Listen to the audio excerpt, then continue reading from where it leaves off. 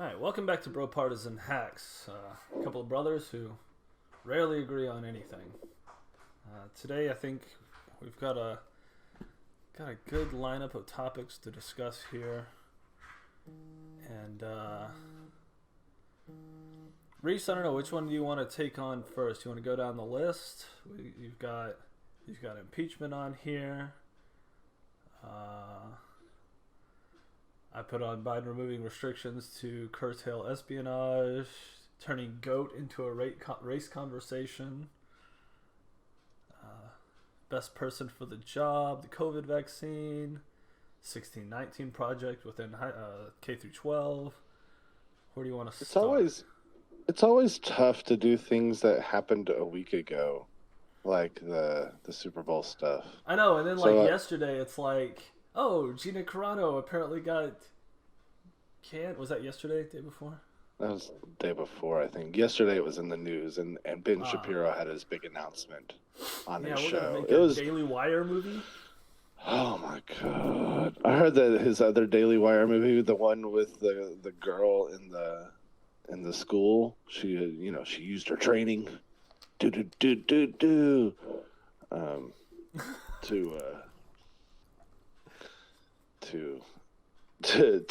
take back her school.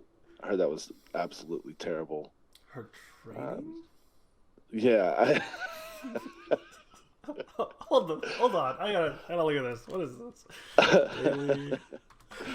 Either she was military or dad was military or something. They've been training on guns. It's a 2A movie, like to promote 2A stuff. Run, hide, fight. Run, hide, fight. Something like that. Yeah. Was that what it was called? I haven't seen it yet. Speaking of movies that I haven't seen yet, dude, American Skin came out back in January. I didn't even know this, and that's the one with the black guy that takes over the police department. Station. Yeah, man, that looks cool. I did say it looked intense. A little sticking it to the man type stuff. It's only got a 33% on Rotten Tomatoes. Yeah, but 97% from the regular people.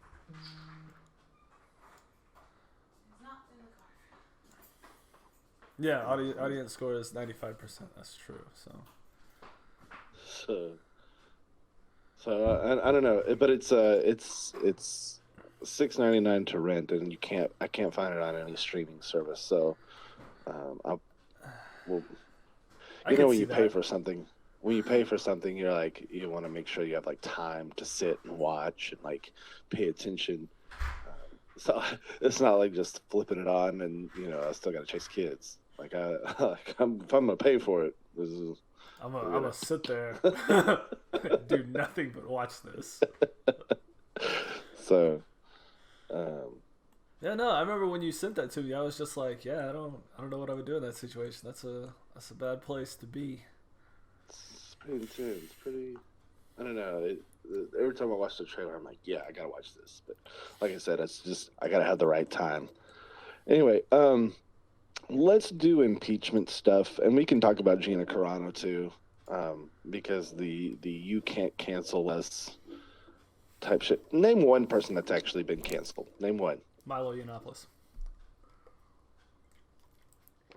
Like. Yeah, he's totally canceled. He's totally gone. Totally gone from everything. Why did he get canceled? Ultimately, he pissed off the conservatives. Oh, so not the left. Well, the left didn't cancel him. Interesting. They had already banned him off of like Twitter and everything else, and so like he was picked up by some of the more conservative outlets. But then he talked about kind of his past and apparently being a victim of a predator to a pedophile kind of relationship, statutory rape situation. And he was basically like, well, I was mature enough, so I feel like other people could be mature enough too. And everyone was like, no. So that's kind of what happened to him. Oh yeah, like he was like, wouldn't he like? He was doing some podcast at 4 a.m. saying it was okay for like young boys. Yeah, to have relationships to date with older dudes or something. Yeah. So that was what ultimately got him the axe. So he got canceled for his shit views, is what you're saying. Like canceled for supporting pedophilia, I guess you could say so that. Shitty views. So here's the thing, though. Well, you said name one. He was the first one that came to mind because he totally. You're right. But the actual cancellation comes from conservatives almost every time. Actual That's cancellation. Not even fun. Okay, go ahead. I'll make the argument. You want to do? Okay, so conservatives have been canceling black and brown, LGBTQ, anyone from that's anybody that's different from conservatives. They've been canceling for the entire history of this country. It's not like, yeah, so maybe on social media when the powerless have a little bit more power, they can say, hey, we don't fuck with you anymore. And so they pile on Twitter and Facebook. That's not actually canceling. That's like that's like fighting back. So My screen is slowed down again. God damn it. Okay, go ahead. Yeah. So take the bakery, right? The bakery that tried to cancel the gay people, and they're like, meh. And then he just said, I'm not baking your cake. He didn't try to cancel him. He wasn't like, hey, I'm sorry. It's a cancellation. Not only did you come in here and try to get me to bake your cake, but now you can't be gay. That would be canceling them. Whether or not you agree with how the term cancellation by saying, fuck you, we're not making your cake, that's a cancellation. And so when the internet found out about it, they're like, hey, fuck you, we're going to cancel you back. So just because you don't fucking like how it happened doesn't mean it's that's not a cancellation. A private business, so it's cool when... Oh, we're going to go to private business? Are we doing that? Go to private business? Yeah, let's go to private business because Twitter and YouTube and everybody can cancel whoever the fuck they want because they're a private business. So you can suck my dick. Let's talk about that. You are literally supporting when Bank of America hands out customer fucking data to the FBI. You're okay with that? So they can violate the Fourth Amendment, but the government can't. So they can do it for the government. Who said that? Who brought Bank of America up? I was talking about Twitter and YouTube. Fourth Amendment rights. Everybody's always talking about the First Amendment right, but when Bank of America gave over customer data for anyone who'd use a fucking bank card in like the DC area to the FBI and just said, here's everybody, that's violation of what does Fourth that Amendment have rights. To do with this conversation? Search and seizure warrantless. What does that have to do with this conversation? What does that have to do with this conversation? And who said I was okay with that? Business. No, I'm not pro-private business, It's okay if they violate Rob. the First Amendment. You are. You're pro-private business. It's not okay me. if they violate the First socialist. Amendment, but not the Fourth. Private businesses are bullshit. So I'm poking holes in your fucking argument by saying that private business can cancel those gay people, but no, Bank of America can't because that's a violation of this, and Twitter can't because that's a violation of my First Amendment rights. I'm poking holes in your argument. I'm not pro-private business. I think it's bullshit. But by poking holes in your argument about the bakery can cancel these fucking gay people, but Twitter shouldn't be able... How did they fucking cancel it? Then how did Twitter cancel anybody? Hey, we're not going to do business with you. That's a choice. So Twitter did the same thing. Twitter did the same thing to Donald Trump. Okay. We're not going to do business with you. And that's okay then. So then is Twitter not a public forum? No, it's a private business. Is it where people converse? Is it the town square of today? Is it where people talk about ideas? It's a private business.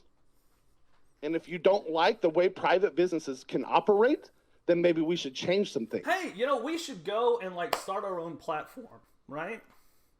They should do that, right? Like they should go and start their own platform. How'd that work out for them? Maybe they should get their own servers too, while they're at it. Let me take that off. Maybe they should. Companies that did, which again I think is weird that Parler got pushed so hard on the media when they were on Amazon servers. I'm just saying, maybe they should get their own stuff. And if they can't get like payment services, then they should like start their own banks, right? And if the banks won't fuck with them, maybe they need to start their own currency. I think there was a guy who tried to do that recently in Libya who was trying to start his own fucking currency, and we went out and executed him. We came, we saw, he died. That sound familiar? So when people try to start their own shit, yeah, sometimes you can do it. Sometimes you can't. Who's in charge of that? Who's doing that though? Who's killing them? Who killed Muammar Gaddafi? Obama. The establishment. Yeah. Because it's all about money. Right. You can't fuck with their money. At the end of the day, when you start fucking with their money, but they could fuck with anybody's money of who they choose, right? And so correct. The idea that we can cancel people off of PayPal or Patreon and take away their ability to make money, an individual's ability to make money, you literally are telling them, I want you to die. I want you not to be able to support your family. I hate this computer. You need to die.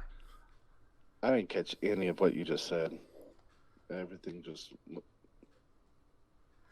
I didn't catch any of that. At the end of the day, cancel culture, and the problem that I have with it is it's the we want you to die. I want you to be unable to support your family and support yourself financially. And we want you poor and destitute and on the street and like with nothing to live But for. who's been canceled? Who's that happened to besides Maya Yiannopoulos, who the right I agree actually has canceled? said, yeah, it was like Okay, but like Kevin anyone Hart, who got canceled off Kevin of Hart, Patreon. Kevin Hart's Pick millionaire. one. So there are lots of lefties too that got canceled off of Yeah, sure. Patreon. Like they just canceled like 15 other lefties off of YouTube because they're all Patreon. that's left. They demonetize them. Yeah, I don't like it. So you think just I'm saying like arguing this from like only the right wing is getting canceled? I don't like any of it. But my point is that you want to say that the left are the people that are canceling, and that's not the case. I think that it's the money that's canceling people. It's convenient now, and that ties back into the crazy impeachment that's going on right now that they know isn't going to pass. I'm sorry, you know as well as I do they're not going to impeach Trump. They've already had votes in there that shows us that, right? They got to get what, 60%, 60 senators or something, or is it 55? They got to get 17 GOP senators. Yeah. And right now, I think the last vote that they had was for constitutionality, and 47 said it was unconstitutional. So even based on that, unless there's some groundbreaking whatever that happens, they're not going to get it, politically speaking. Right. That's never been the point, though. No, it's never been the point. The point there is to, I think, pursue the right now the cancellation of the rest of the political candidates that kind of ran with Trump's message. You know, specifically absolutely. What? Ted Cruz, Marjorie Greene, you know, whoever you want to talk about. I find it despicable. Yeah, no, so she's a nutball. But the point of that problem is, and the problem I have with that, is that her representatives, the people that she represents, still elected her. And everything that they went after her for in the House was already out there. They elected her anyway. And then the other representatives said, you know what, we're going to neuter you so that you can't effectively represent your district that elected you anyway. Because we don't agree with what you said before. And I think that's fucking wrong. Yeah. And I think she's a Looney Tune, don't get me wrong. But she was stripped of all of her committees. And as you know, most bills go to die in committee. That's where they hash it out and they argue forever and then they can lock it up in committee. And so like there's a lot of power to be had in some of the committees.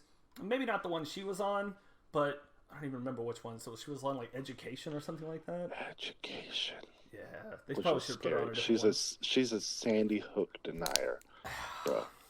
Like you can't be a well, Sandy she was. Hook I mean, she walked it back, right, or whatever. But you know, the only question I have about Sandy Hook is nobody can explain to me the video of the father of the son laughing before he's giving an interview in tears. That's weird. He looks like a happy guy. That's the one thing I saw that I was like, I don't know about all that. But the rest of this is shit. That's silly though, because you've laughed at a funeral when somebody says something funny and then gone right back to crying. That people handle grief in different ways. I understand. Like I said, I just thought it was weird. I'm not saying anything, yay or nay. I think it was weird. Sandy Hook happened. Not denying that. Not gonna get off on that. It was just a weird thing. I'm just saying, like, case, people handle grief differently. I agree. Yes. You know who actually got canceled besides I can't say his name. Monica Lewinsky. That was a real cancellation. That poor lady. She got disappeared. All you know what? I bet all she got paid. Did. Oh, she wrote all those books. She got paid. She got paid. My point is like I think there are freedom of speech things that are real, but like being piled on for your shitty take is not cancellation. Like I'm sorry, this lady Gina Carano, she got fired for her shitty Jew take. It's Walt Disney and it's Hollywood. Like, what do you think is gonna happen? Like, I'm just saying. Like, are you saying there's a lot of Jews in Hollywood? I mean, I'm not saying. Is that what but you're I'm saying? saying. Okay. I'm saying. I mean, not that there's nothing wrong with that. That's just the nature of the business, isn't it?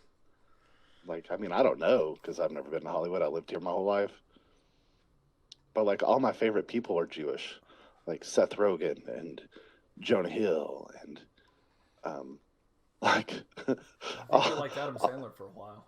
Adam Sandler, yes, like that's what I'm saying. Like all like my favorite comedians are Jewish, so like in my mind, that's how it is. I don't know about Will Ferrell though. I don't think he is. I think he's just has some weird hair. He just has We're gonna have to cut that out. What, the weird hair or the whole spiel about Hollywood? Yeah, maybe that whole thing. So we don't get canceled. Somebody has to watch for us to get canceled. Right, other than our friends and family. We're sitting at a solid 180 views. Woo. 30 hours view time, and I'm sure like 10 of those are me.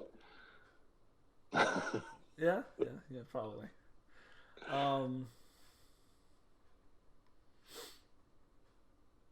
Anyway, so I guess to go, if you want to jump into the impeachment thing, impeachment. Yeah, fuck him, dude. I mean, I'm not saying. So a lot of the things are the one. Can you impeach a president who's no longer a president? The other question is, if in a lame duck session, does the president just enter in his God mode key and just do whatever the fuck he wants with no repercussions whatsoever? Like, is that just the rule? Where you can just do whatever you want? Or is it the other thing where, like, you can't prosecute a president while he's a sitting president, and then you definitely can't do anything about it after he's been a sitting president? Like, is just a catch-22 where the president can do whatever the fuck he wants anytime ever? Like, I don't understand. And as long as the partisan side... The original Office of Legal Counsel brief, like the OLC thing, and going back to the Mueller report, a president could be prosecuted for both criminal and civil offenses that occur while they're in office once they leave office. And both of those opinions, both the Office of Legal Counsel, which works for the White House, and in the Mueller brief, that appears to be the case. Or at least the opinion of those prosecutors and defense attorneys. So, but it doesn't cover impeachment. They basically say, like, the only way you can go after a president is through impeachment. Once they're not president, these are the channels you're supposed to use. And I think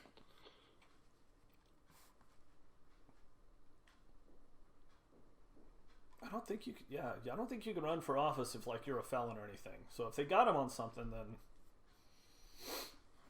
it wouldn't matter. Yeah. But instead, they're going the impeachment route, which again is 100% political theater. Well, the U.S. Attorney's Office or the Southern District of New York is I think they've got a case built, but that's completely separate from the impeachment, and it has to do with some of the tax stuff that happened before he was elected, where he was like defrauding his taxes or committing fraud. I don't know how you say that, but like he was inflating his business to get loans and his numbers to get loans, and then deflating his businesses to file taxes, and then like doing this over and over again, which I think is illegal. I think that's fraud. My computer keeps freezing and it's pissing me off.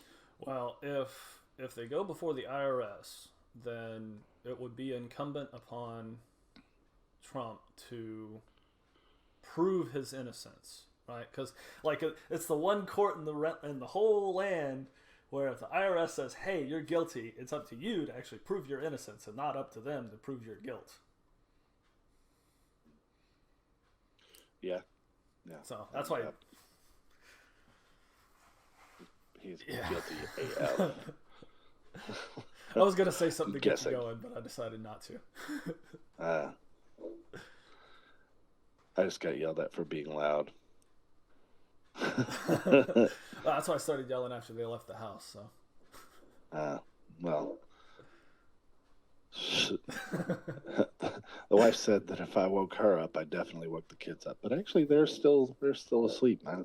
Or they're not making noise. So. Win. So yeah, I mean the thing about Trump, and if you want to go to the reasons for impeachment, and I do agree that they should find a way to where he can't run again. Honestly, any way you slice it, I'm sorry. The January 6th events, whatever you want to call it, the events of January 6th. Insurrection still works, I think, but what I'm just saying, the events of January 6th, because whatever. That's his fault. It's his fault, and it's Ted Cruz's fault, and it's Josh Hawley's fault, and it's Marjorie Greene's fault. They stirred the pot. They continued on. Like, literally, Giuliani would go into court. This is what I've heard. It's hearsay. I have no idea. But he would go into court and be like, we're not actually saying there was fraud, but there was this other stuff that maybe needs to be looked at maybe. And then they talk for like a day. And then the judge would be like, you're fucking retarded. And then he dismissed the case. And they're doing the same thing. Like, Trump's team is doing the same thing now. They're just throwing up a bunch of shit and saying, well, look over here. Look over here. Like, it's just they're throwing up as many things as they can through the wall and seeing if something sticks. Mm-hmm. So you latched on to the unconstitutional zero standing argument. Right? That's the one that you see that makes sense to you. So that works for you. So they're trying to find other arguments that stick with other people. And so they're just doing the same thing. They're just throwing up shooting as many bullets as they can and hoping one hits. Well, just like they did during Go ahead. I was just going to say, just like they did during when they were trying to overturn the election. They just shot as many bullets as they could and hoping that something would stick to overturn it. like I saw some clips of the trial or whatever. I guess is that a trial? I guess it is a trial. Um, Did you and like see? Go ahead. Yeah. the Republican attorneys are like, they're like, well, look at all the things that the left was saying, and they got like Pelosi saying we should fight and blah, blah, blah. And the thing about it is, like, if I went to court, and I was like on trial for murder, let's not say murder. Let's say I was on trial for robbing a bank, right? And they brought me in, and I'm sitting there, and my attorney was like, well, Rob robbed the bank and he got away with it. So Reese should get away with robbing a bank. That's the same thing. It's irrelevant to the case. Whatever because you know why? And if you want to open up a separate trial for the things that the people on the left said, cool. Or the Democrats said, fine. That's a separate issue. It has shit all to do with Trump. Mm-hmm. And the thing that he's being impeached for. And then the other argument is, can you impeach a sitting president after he's left office? Mm-hmm. Sure. I don't see why not. Especially one that can run again for office. And yes, if you want to go all the way back and impeach George Washington for owning slaves, fucking fine. I don't care. Sure. If you want to go the slippery slope, we're just gonna impeach Thomas Jefferson now? Fine, sure. Go through it. I don't care. That argument hurts my head. I just don't. I don't have an issue with it. Like, I see the point. I do. And I see, and I, as me, I see value in the trial. Mm. There's value in it for me. Did you see the thing? I don't know if it was. I don't know. I just saw it today. Apparently, there was a Kevin McCarthy called Trump or something. Oh yeah, that one's good. He called Trump and told him to call the people off, and Trump was like, "Fuck you. Maybe you should overturn the election." It seems like they care. I really like. Did you see? I'm gonna change tax here and just kind of point you to something. Did you see the Time magazine article? It says I haven't read it. I saw the highlights or like history of the shadow campaign that saved the 2020 election. Yeah. Like, it's basically saying the exact same thing that all the QAnoners say, but in like a pro, like QAnon or pro. It's like saying the quiet part loud, and it's basically it confirms that's like. Does it confirm though? Like, I don't. All the shit that these people said they did, like the secret cabals, they use that word, had a conspiracy, they use that word in the article. Like, it's saying the quiet part out loud about, like, hey, you know, all those claims that the Republicans were making about, like, hey, they changed the rules here to affect this, and they changed the rules here to affect this, and they did this over here to do this.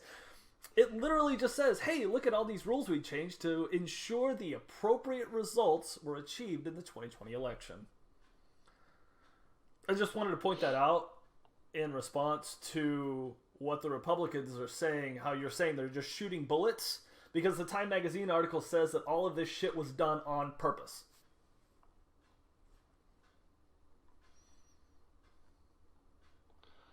I never read the article, I'm not going to lie.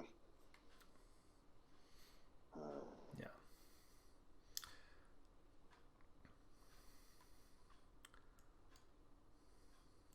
Yeah.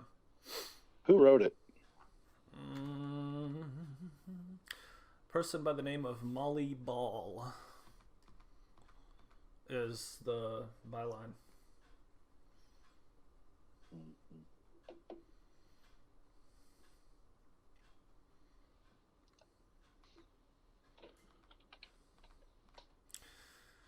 I can pull it up if you want.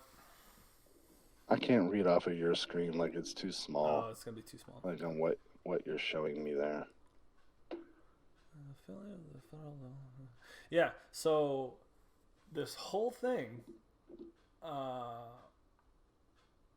basically just comes out and admits, like, if you read it from a factual basis, because there's, like, you know how we talked about, like, you can't read an article without getting, like, biased positions in it. Obviously, this is still fits into that. But if you read it just strictly from the factual, like, here's what happened, here's this, here's this, here's this, here's what this person said about this. Yeah, it basically just admits, like, yeah, we covered up news that would have hurt Biden.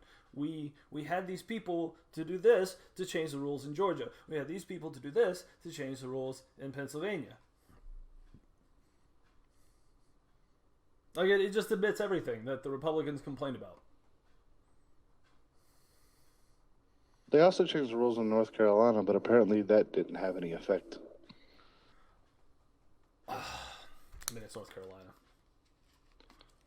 I'm just saying. They changed the rules. North Carolina's what, a plus 11 R? Wasn't Ohio supposed to be plus 11 R? Plus 9? No. Plus 2 or 3 D. Sorry, not plus 9 R. No, I mean, like, it's the same thing that happened to Bernie, bro. They didn't want Bernie, so they figured out a way to fucking, like, everything happen in a way that... I think the Democrats learned what happened from the Republicans when Trump won their nomination, right? Because you had all the moderates split out amongst the Rubios and the Cruz and the Bush. Well, nobody really voted for Jeb, but like you had the votes spread out, and then you had Trump over here, and he had a base. And sure, some of these other people had a base, but his was kind of individually larger. So he picked them off one by one going down the line. And the Democrats saw the same thing happening with Bernie going, and, you know, they lost Warren, they lost Kamala Harris in the primary, and then Tulsi was still up there at that point. Because I don't think she dropped out. She dropped out before Super Tuesday, though. Yeah.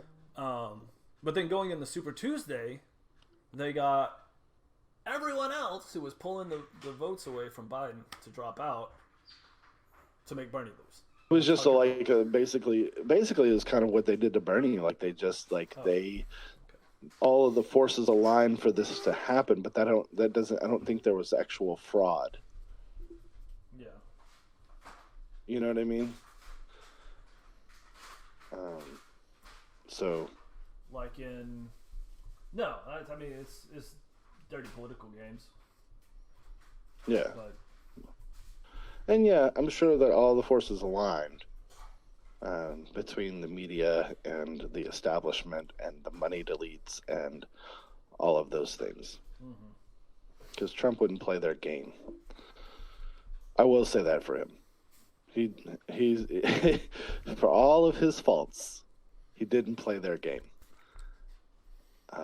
So I'll give you that. Still hate him. Oh, I know. But mostly, like, the thing is, though, like, I dislike Trump because on the things that he didn't really care about, he had the popularity to do whatever the Mitch McConnells wanted. You know what I'm saying? And so he could get those things done that Mitch wanted because it wasn't important to him. The tax bill was all him. The 2017 tax bill. I mean, him and McConnell? Yeah. Rand Paul, like that. The tax bill that... Wait. The tax bill or the spending bill? No, the 2017 tax bill. The tax cut bill. Yes, that thing that I think is dangerous to this country. Yes, that. Speaking of this tax bill, and I know I told you over text, but I seriously did not know that Art Laffer was still alive. Like, I thought he was dead. You were like, this guy's from the 18... Well, I knew he was, like, he was part of the thing in the 80s with Reaganomics. Like, he basically invented Reaganomics, right? That was... Reagan's dead. Like, that was a long time ago.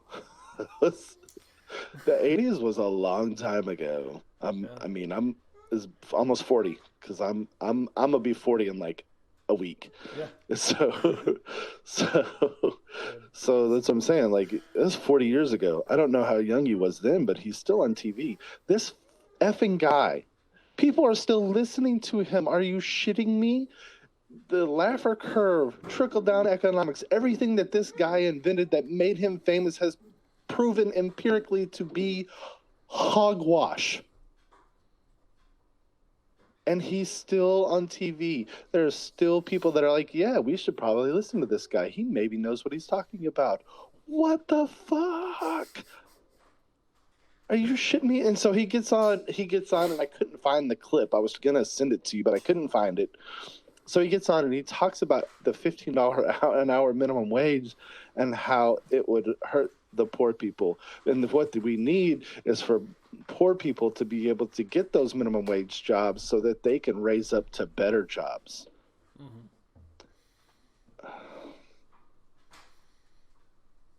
So if you start at minimum wage, you can't get a promotion? That's not what I said. What are you sighing about? Not what I said. What's wrong with that? Right, but you say because that like it's a terrible thing. Because people still have to hire. Yeah. People are still going to have to hire, and if the wages are at $15 an hour, then that doesn't hurt poor people. No, I think the thing that would hurt more people was the technology I sent you. They are developing that anyway. They've been canceling. No. And that's what I said. Think about the grocery store. Acceleration is still a thing. And think so about the grocery store. Think about but though the thing about like the self checkout stuff. So right now, you can order your groceries online, right? And then drive to the store, pay for them online, drive to the store, and then someone brings them out for you. Mm-hmm. And I think that's the future of grocery shopping. It's just like McDonald's or DoorDash or any of those things. Like, there's going to be a service. People want a service, right? And so they'll find a way to pay for that service. If there's an automated thing that makes the food easier. Yeah. Well, make it easier. Make it more efficient, and so like all of those things were already happening. It's not due to raising the minimum wage, and again, maybe there's a bit of acceleration, but still at the end of the day, those things were going to happen anyway. And so there's always going to be a service job. There's always going to be some type of job where somebody has to get paid to do something. People are still going to want to go sit down at restaurants. Those jobs will always exist. And people want to serve and for somebody to bring them food. Unless we get to the point where the Jetsons and everybody's got, the robots come out with the stuff. Bring you your food and everything. Those robots are pretty cool, though. I don't know, the burger flipper robots or whatever they're calling them. No, what do they call them? Like robot on a rail. It's like the Mobus Roar, Flippy Roar is what it was called. That was the name of it. And so it's cool because it had this beam that like went over the service deck, and so they had like the stove and the fryer and the chicken thinger and the whatever, and the arm would just go through and do the food and then set it out. It was pretty awesome. Like, I was like, man. And you're telling me they're trying to make those things $20,000 a piece. That's one employee, and all I have to do is buy this thing one time. That's less than one employee now. Yeah. So the price tag today is like $30,000 for one robot. And I'm assuming that's, and I think that on their pricing structure, it was cheap for the software to run it. It was like $1,500 a year or something like that. Yeah, but then you're still gonna like you're still gonna have to have like IT people. You're gonna have a repairman. Oh yeah. Like Yeah. like if that thing goes down, then what are you gonna do? That's not a minimum wage job. But you only need like one repairman for like the whole area and like 30 restaurants or whatever, right? So one repairman. Well, if they want to have service as good as Comcast, yeah, they'll have one guy. They're not gonna let a restaurant shut down for more than an hour because of a robot malfunctioning. Like no, but they might take a little bit of delay in their service. There's no way. There's no way that they let that. You get the manager. They wouldn't let it shut down. To do all the things that's the guy's doing. And then he's forgotten how because there's a robot that's been doing it for 10 years and nobody's had to flip a burger ever. I don't have the 3D sensor. I don't know when to flip this Beyond Meat burger. I can't. The 3D infrared heat sensor. That's what I was trying to say. Infrared. I don't know, man. I just think there's always going to be jobs. There's always going to be something that needs to be done. You know, America's been a service economy for at least 20 years now because we've shipped off all our manufacturing. So there are going to be service jobs. Whether it's flipping burgers or whether it's bringing groceries out to somebody's car, there are going to be service jobs. And I think that those people that do those jobs should be paid a living wage. They should be able to provide for themselves. They shouldn't have to subsist on government help. Oh, there's a thing. Maybe if we required people to pay their employees, there would be less people on welfare. Interesting. Maybe. Speaking of welfare, dude, I'm telling you, the Mitt Romney, Joe Biden thing, where they're gonna pay parents just to be parents, that's exciting. No, Mr. Tons of kids. The thing though that worries me is like, what is that going to do to our taxes at the end of the year? Because I got that nice little tax return that I get. Is it basically just spreading that out over the course of a year? No, it's a way to give you less money. Is that what that is? I think. I ran the numbers. I think it's actually a way to give you less money, but spread it out throughout the year.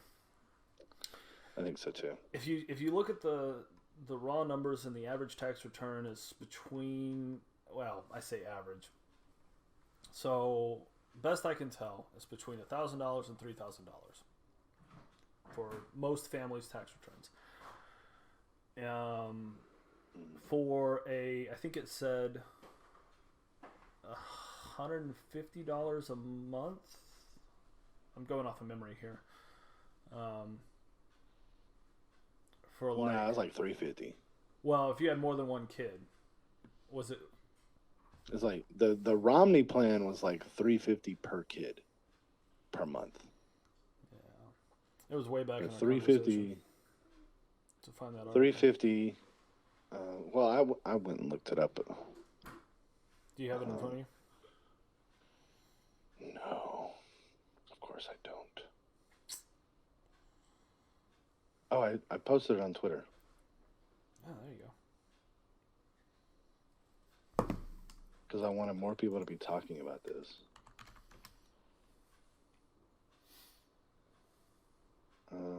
Okay, so the individual taxpayers making up to $200,000 and couples making up to $400,000 would be eligible for payments. I saw Fox News called this straight up communism. But like, apparently everybody does this. I didn't even know that was a thing. Like, Canada has this. Almost all of Europe has this. But like Europe will like Well, I They really paid like it. Poland's They plan. paid it. Huh? I said I really liked Poland's plan where they were like doing it through more like tax reductions in their citizens. So like if you are a family of I think and you have 3 kids, then like the husband would still be having to pay income tax, but the wife wouldn't have to pay any income tax ever again for the rest of her life. Oh. And Jesus. so like as a family, it's like That sounds pretty sexist. Anyway, here's the way the it is. the money They the still want money the breaks money. down. Under Romney's plan, named the Family Security Act, families with children would receive a monthly cash benefit of $100 per child. Families with children up to 5 years old will receive $4,200 per year per child and $350 monthly payments. And families with children ages 6 to 17 would receive $3,000 per year per child, or $250 per month. Romney's proposal caps the monthly amount for families to $1,250, and expecting parents can apply for the benefits 4 months before the child's due date. That's actually pretty great, because that's a little more That's what I was thinking. than the child tax credit. The child tax credit is only $2,500 per kid, which is great at tax time because I got 5 kids, so I get to write all of that shit off. Well, so dang it. Write it down. This is why we can't go live yet. We have no discipline. He's over 18, so I don't get his child tax credit. I can still claim him as a dependent, but I don't get the tax credit for that. This proposal offers a path toward greater security for America's families by consolidating. I just think it's a pretty great deal. Like, but the thing is I don't like the means testing. I just think everybody should I don't like means testing for anything. I think I've decided this. Means testing for anything, I think, sets it up for, what's the word? Starts with the I.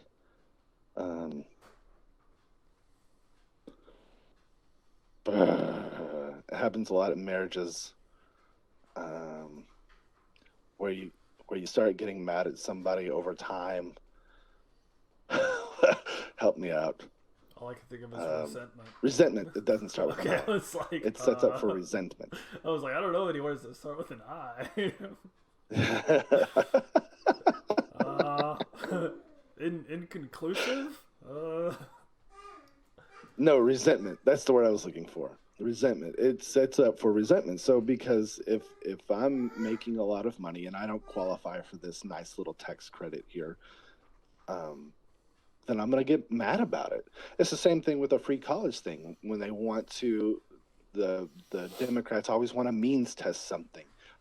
It should just be everybody gets it. Everybody gets free college.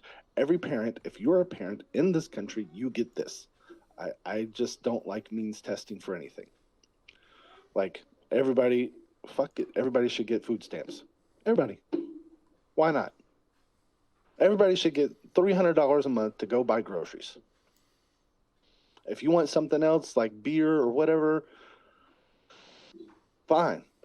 But, like, everybody should get it. Because all it does is build resentment towards the people that get that help. Like, why aren't you working? Why am I paying for your kids' food? You know what I mean? Does that make sense? It does, and I disagree with it. I know. but that goes with the territory, I guess. I know. I'm just saying, like, there are some things that I think inherently should be a given. Education. On the bottom bottom 2 rungs of Maslow's hierarchy of needs, like shelter, food, heat, water. Education. Have you got water healthcare. And food up there in the same thing? Yeah, food and water are essentially the same. You need water more than you need food. But like if you're about to die if you're in on the an island, wilderness, the first thing you got to find is water. Like, yeah, you have to find a water source. And like food, really, you can wait a week or two. Like, it'll be all right. I mean, depends on the island, but you may need heat first. I think I've jumped around so much. Yeah, no, we have. Did you want to talk about? I do want to talk about the 1619 project. And the reason that I wanted to talk about it, because I didn't know anything about it. You know, I guess it's been around for like a couple of years now. Since 2019. Yeah. But the thing that brought it to my attention was that there are like 4 different Republicans that are trying to defund schools if they adopt the curriculum from the 1619 project. Mm. And so I didn't know enough about it, so I started looking into it. Yeah, that shit's based as fuck, man. Like, it's just, yeah, defunding the schools is great. Yeah. No, the 1619 project. Like, I don't understand what the problem is. I don't know what I mean. It's not based on history, so what's based about it? What do you mean it's not based on history? What history isn't it based on? Well, the essential claim. Like what, for example? I'm gonna go through it. Okay. The very starting claim.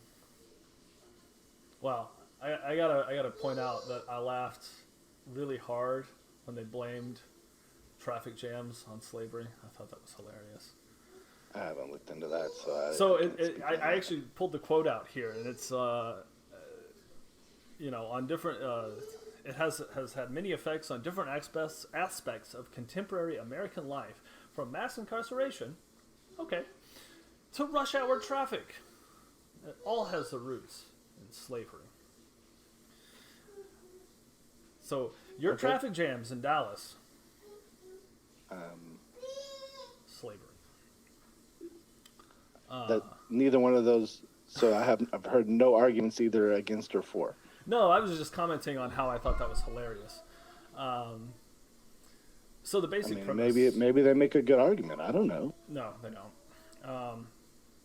The basic premise, it's just a claim. Just a claim. We're gonna say it. There's no backing up of that. But the basic premise was that America was not founded as a democracy, but a slaveocracy. And Facts. I find this an abhorrent idea. But except that's true. Except it's not. It's not true. How is it not true? And it's not true. And many historians have called them to tell them it's not true, including the world all those historians are socialist website, a world socialist website. The Trotskyist far left organization has said this project is based on lies. They are making stuff up. One of the claims was all founders wanted independence because they just wanted to keep slavery. This is false. It is based in the argument. It is based in the argument that Britain had abolished slavery a few years prior. 1772. Yep. Right, and they were afraid. Right, but the British didn't care about the other colonies. They didn't care about any of the colonies. In fact, the argument for the British to abolish slavery in their own country, and this was the argument made on the Parliament floor, was that the soil and the air of Britain was too pure for. A man could not exist as a slave on the British soil because it was too pure. Okay, so they didn't care about their colonies. So, depending on who you talk to, because they slogged out that argument for 50 years. Like, people kept bringing it up. And Americans are very good at fear-mongering. So, you hear... oh, they just abolished slavery over there. There are people that are pushing over there to end slavery here. They want to end slavery here. And then you push that narrative. It's not hard. You see it all the time. Anytime you see anything that could maybe affect the American way of life. We went into war in Iraq for a fucking lie. Right, because the world of in 2000 is the same as it was in 1776, right? So you're saying it's an impossibility that they didn't do that. I'm saying there's no proof. It didn't I'm saying happen. there absolutely is. She's making shit up. And it's verifiable. It is a verifiable fact. She made that up. That was the initial claim. And how much pushback did it take for them to even change the word of all to some? A lot. A lot. A lot of pushback.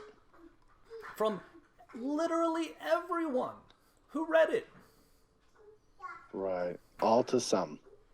So there's some. So that's that not making shit up. Very important distinction from the initial papers to what was there. And in fact, if you look at so it goes into like the Declaration, right? And it talks about how the idea of this and even though like these were great and noble ideas, it was all based on hypocrisy. Okay, sure. Yes. But then it goes into talking about the Constitution, and it makes the claim that these things were it was hidden in the Constitution. They never used the word slave, which is true. Do you know why they never used the word slave? It was really one guy who, and well, he was part of his coalition, right? It was the Madison Coalition. And every time that the Georgians and the South Carolinians, the Carolinians, wanted to incorporate slavery in the Constitution, Madison led the team to shut it down. Because so one guy. One guy there was versus one name. All the guys. It was one name. Got it. No. It's the name. It's the important name that people remember, right? It's James Madison. And in the notes, he was always the one who raised the objection. And it got everybody else to agree with him. So nothing was done with just one guy. That's silly. Because you still have to have consensus to strike it down, to make the amendment, to make the changes. And she never bothered to go and read the notes that said, hey, these people over here thought that this was a short-lived thing. They didn't know it was going to last until 1863. They thought, hey, this is our founding principles. This is what we're going to base it on. This is what we believe in. This is really what we want. And in order to keep the Union together at that time, these were some of the compromises they had to make. Were they bad? Maybe. Did they keep the nation as one piece? Yes. Why was that important? Why was what important? Why was it important to keep the nation together as one piece? The 1619 Project just automatically assumes that the nation was created in a vacuum after the War of Independence, right? That there's no other nations that are out there could prey on the brand new nation. The first war we ever went to was against the Tripoli pirates. The Barbary pirates. Not Tripoli. Yeah, Tripoli. Barbary pirates. It was the first battles we ever fought. So it was important to maintain the Union in order to go to war? Essentially, to be able to protect ourselves, yeah. At that time. In that day and age, absolutely. And it wasn't, hey, we're going to war. It was, hey, we're defending our merchant fleets. Because at that time, we were not the aggressors. We were too weak. Yeah. We were absolutely too weak. And so the idea that this thing was just created in a vacuum where these guys had absolute choice and could make these things with no pushback, yet not recognizing that the very founding ideals are what led to all the things that she says, later on are so great. If we get into the Constitution, Frederick Douglass himself was the most ardent defender of his time of the Constitution because he really did believe in it. And she makes no mention to the fact that, hey, the ideas that are enshrined in this document, the fact that it doesn't use this language here, if you ever wanted to see what a constitution that would look like with like slavery included, you go read the Constitution that was founded under Jefferson Davis for the Confederate States. When it was absolutely enshrined in the Constitution, they had the whole article just about like how to do this.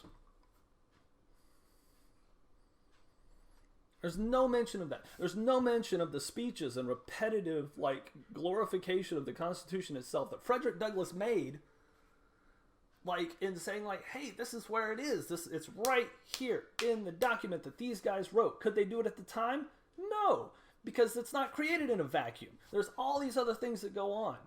But the ideal remains the same. And the problem that I have, the biggest problem that I have with the 1619 Project is that it tells the story of the American founding as a net negative. And I think that is wrong. Because the stories that bind us today, like the stories that bind people today, are the stories we tell each other, the foundation myth, of this country. And it is a myth at these points, right? Like, what you got the myth of Rome, what bound the Romans together, what bound the Native American tribes together. It's the stories we tell each other. And what this project is trying to do is tell the entire story of the American civilization as a net negative. And I think that is wrong. We can recognize it. There are some factual things that are in there that should be recognized. But the project itself, as it is written, is not a good thing for this country as a whole. So I'm gonna push back on that and basically say that the entire history that I grew up reading before I became an adult and could go find things on my own before the internet, has been completely whitewashed. Slavery is like a footnote that nobody wants to talk about in history classes. Mm. I mean, it's like, oh yeah, there's slavery over there, but look at all these great things that we did. I mean, yeah, there was slavery, but still, we did great things. Like and then that's it. So there, to me, there is an importance to talking about that and bringing that up, whether you like the framing of it or whether you think that they got some things wrong, whatever. A lot of history is interpretation. And so looking at documents and interpreting it, and you can have those arguments, and those arguments are good and fine. But to say using the word all instead of some is inherently wrong, and the whole thing should be thrown out and it's based on a lie. It's not a lie, it's an interpretation. There are people that interpret things wrong all the fucking time. And again, those arguments can be had, and those arguments should be made, and those debates should be had out by historians. Mm-hmm. But it needs to be talked about. Does that mean that when we're still talking about it, that it should be taught to grade school children? That's the argument. Yes, it should be. If people are still trying to figure out the interpretation of it, that's where you go to teach it to children? Well, they don't even know the real story then? Well, they haven't decided on what the history is? All the stories should be taught. All of them. All of them. You know what? This is one of the things that pisses me off a lot. You know what I learned about the Tulsa Massacre? I think like 2 years ago you told me? Yeah, when I watched The Watchmen. And they were talking about the Tulsa Massacre. And I was like, what? Is this made up? Seriously, like I thought it was made up for the story. And so I Googled it. No, that shit's fucking real. Like, they went in and slaughtered all those people. Yeah. I didn't know about that. Again, that's part of history. That's 3 hours from me. That's part of history. That gets whitewashed. It gets pushed under the rug. A lot of the problem I think that people have is that they want to say that it's self-loathing, or the term you're looking for is oikophobia. It's a war on America. Huh? The term you are looking for is oikophobia. It is a hatred or loathing of one's own culture.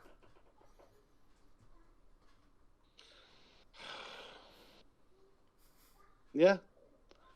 Probably they have a right to do that, I would think. Yeah. I mean, Another thing I found really interesting is the attempted demonization of Lincoln within the 1619 Project. I ain't got that far. Yeah. So it uses a speech 4 years prior. I don't know if I had it saved, the bookmark. Oh, What's up? Somebody went. While you're looking that up, somebody, when I was doing all the research on this, it was saying that slavery was a path to multiculturalism. I mean, I guess you could look at it that way. So it was a net positive.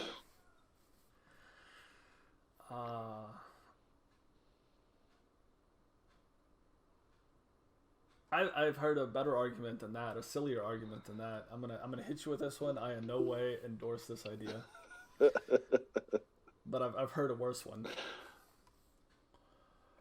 Is that African American and Black individuals are better off today than the ancestors who got to stay in Africa.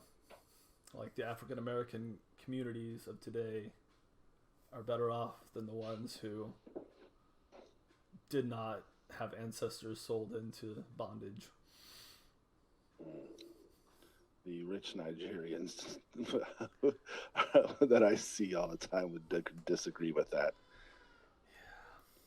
Like I said, I had no way, but I have heard that and the ones that like know their culture and their history. Yeah.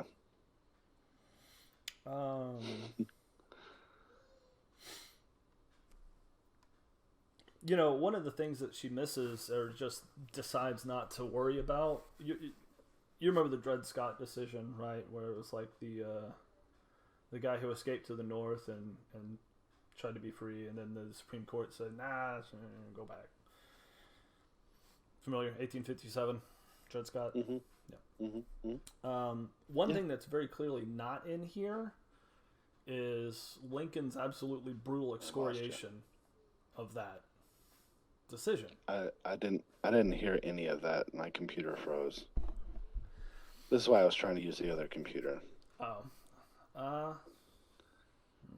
Well, what I was saying is Lincoln gave many speeches about that very decision and how terrible it was. And he absolutely excoriated the Supreme Court of his time for choosing the path that they did in that specific decision. So that's not in here at all, right? Because we're trying to paint Lincoln, the biggest champion of abolition of his day, as far as like individuals in power, as like a racist in this thing, as like the worst racist in this thing, right? And it ignores Frederick Douglass. He would give a speech whenever he would talk about Lincoln, and he would say like, hey, he's not moving fast enough, this is the thing, and he's looking at it from a strictly like abolitionist perspective of, I've got one axe to grind, I've got one thing, this is my thing, we're gonna free my people, and this is it. And in the very same speech, he says, you know what, though, as a statesman, as a person who has to take into consideration all the things to move the entire culture, to move the entire nation in a specific direction, he's doing better than average, he's doing better than great, he's moving things along as a statesman. And actually, like, wound up praising him at the end of the speech. The thing that got me, though, was she bases a lot of this stuff on Lincoln in this case as because after the emancipation and the war was over, there was a funding for anyone who wanted to return. They were going to set up Liberia, right? That's where Liberia came from. Modern day Liberia was ex-slaves who had immigrated back to whatever. And so Congress had approved funding, for anyone who wanted to leave the States after the war to go. And paints that as like, because there were people who did want to leave. She paints him as saying like black people were a troublesome presence, incompatible with democracy. But the only thing in quotes there is troublesome presence.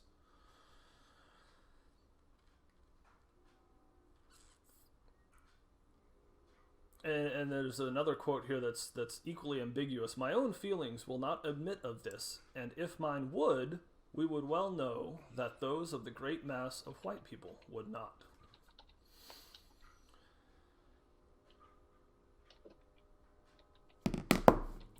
So, in that respect, it's intentionally misleading. Either through ignorance or intent.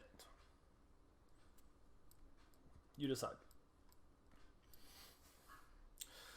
So like I said, while I agree with you, history has absolutely been whitewashed. And not everything in here is wrong. But there are a couple of key interpretations as far as the intent and meaning behind key events in U.S. history that change, like I said, like you said, changes the entire framing of the discussion. And so I do think that a lot of this stuff could be included. What things I don't think should be included are some of the things I mentioned already. Mm-hmm. Mm-hmm. You know, when Jefferson wrote in his own personal letters, he had to change wording in the Declaration of Independence to get the southern states to join in. Because if they didn't, they were doomed to lose. There was no way that the colonies could fight the British Army with only half their strength. I mean, shit, they almost lost with everybody. Yeah. Yeah.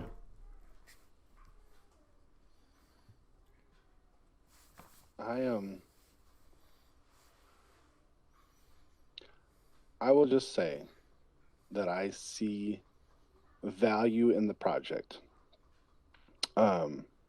Because of whitewashing, because of some of the things we tend to skip over, that we don't teach kids. And I think the biggest problem is, one, there's this cult of reverence to the founding fathers of this country. And they're just dudes, right? They're just people. And people have faults. Mm-hmm.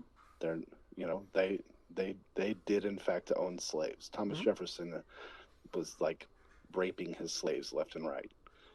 So I mean, like, I don't know why we have to put these people up on a pedestal and worship them like they're godlike figures. Mm-hmm. And I think that's probably always been my biggest issue with it, because they're just people. Like yes, they did some really good things, but they also did some really shitty things.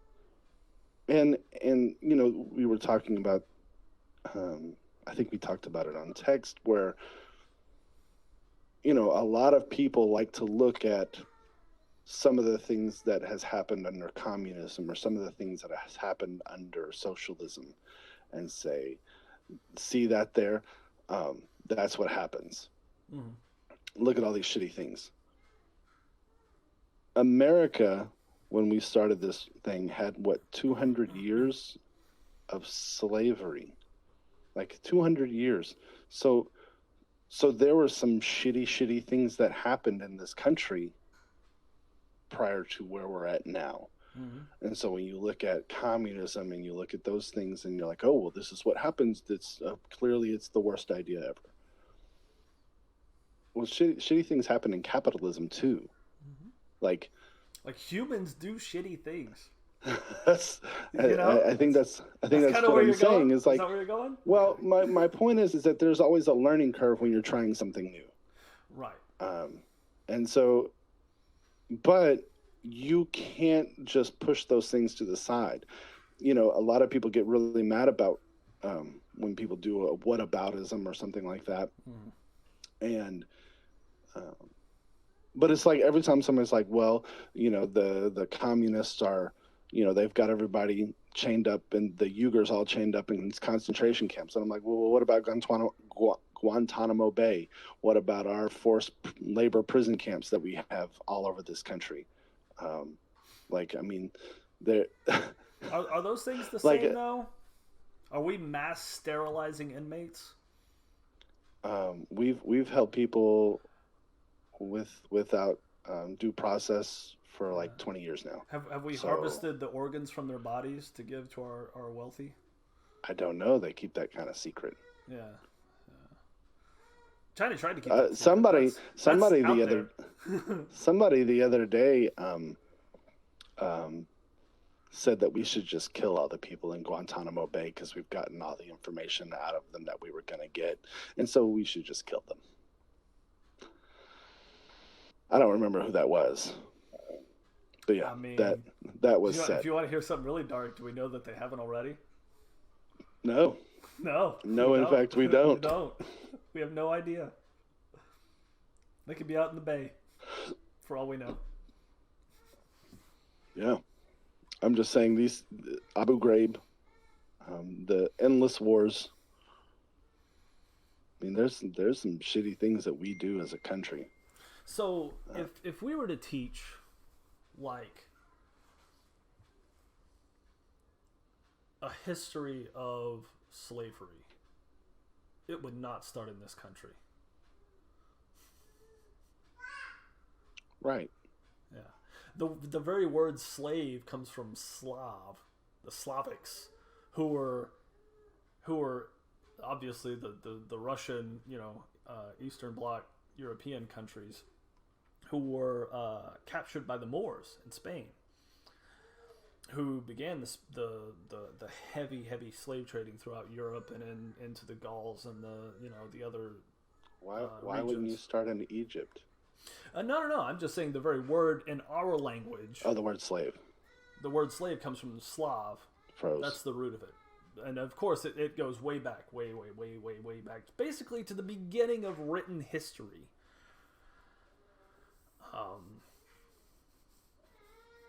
That would be a good class to have, right? It'd be like, hey, look, sometimes we're kind of shitty to each other. Like, it's really bad. This is not good stuff. Yeah. So, but there's, the level that it happened here and the act as if it didn't, I think, is the problem. Who acts as if it didn't?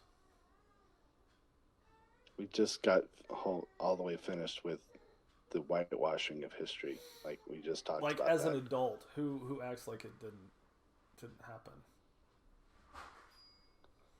Well, what they don't talk about is the gang busting, the block busting, things like the Tulsa Massacre, Jim Crow. A lot of Jim Crow is like just a footnote in history class. Like it's like, I don't know your history teacher, but mine was not. So yours was not what? A footnote. Like we spent a whole segment over. Oh, Jim Crow. Yeah, like, no, we did not. Well, I say a whole segment. It was basically part of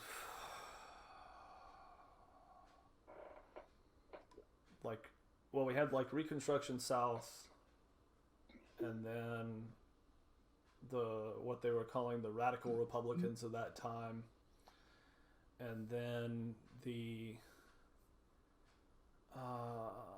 when was it? Oh, it was when it was a contested election, and damn it, I can't remember who it was. It was in early 1900s, contested election. I don't think it was. No, it was way before that. I'm gonna say something dumb and get it wrong.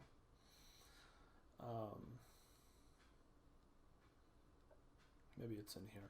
But in any case, at some point there was an agreement between a contested election that for the president to take office, he had to agree to pull federal troops out of the South. And when that happened, that's when Jim Crow laws, the backlash happened against the freedmen in the South. And I can't remember the specifics of that.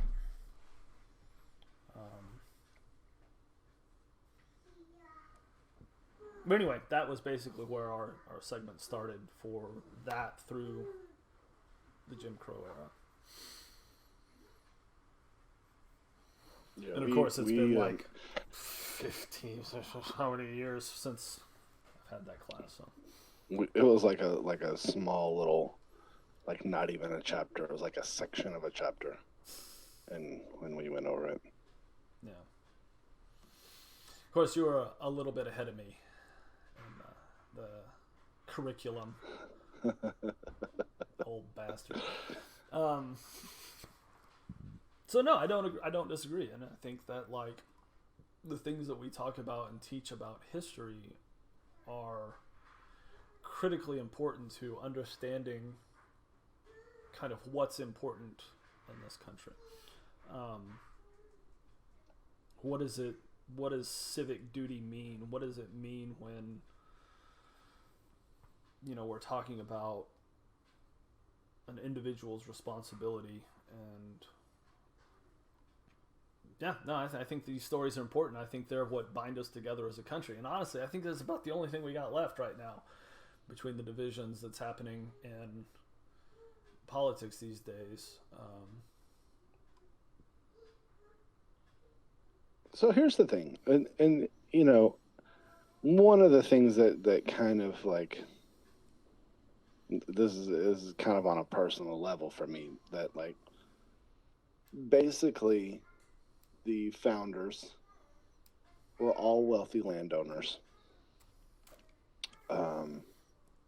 and they essentially decided they didn't want to pay taxes anymore, or taxes to the British people, taxation without representation. They didn't have any representation. Yeah. And so they whipped the poor populace into a frenzy with propaganda and some of those things.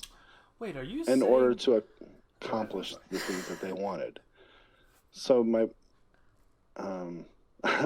are you saying that Alexander Hamilton abused his knowledge and the knowledge he gained to write the Federalist Papers to whip the poor people into a frenzy? Yes. Okay. Yes. The hero Alexander Hamilton did all that? Hey, speaking of Alexander Hamilton, have you heard my theory about George Washington and Alexander Hamilton? Yes. I told you that? Yeah. Him, Lafayette, Hamilton, yeah. Yes, you told me your theory. Would you like to share it? It's for the audience. I'm like 90% sure that George Washington was gay. And here's my evidence, okay? I can't back any of this up. But here's my evidence. History is an interpretation, okay? So George Washington, I read in this book that he married Martha Washington, who already had children. Her husband died. She was a widow. They never had children, so he never had children of his own. George Washington was not known as what you would call a ladies' man. Instead, this is a literal quote, instead he preferred the company of men, which we all know is code for gay, right? We're all aware that preferred the company of men in the olden days is code for gay.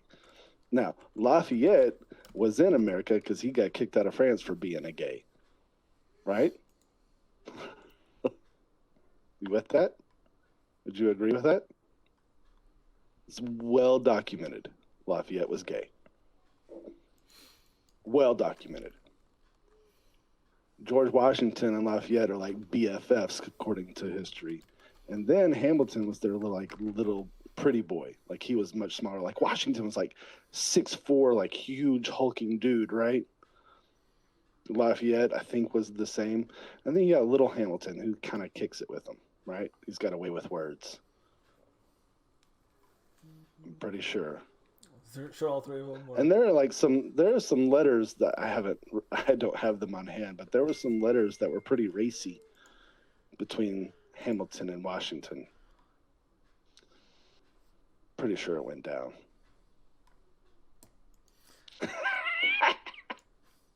Really, I like to come with that just to piss people off. Like I don't. I know. That's why I'm not engaging. I know your tricks.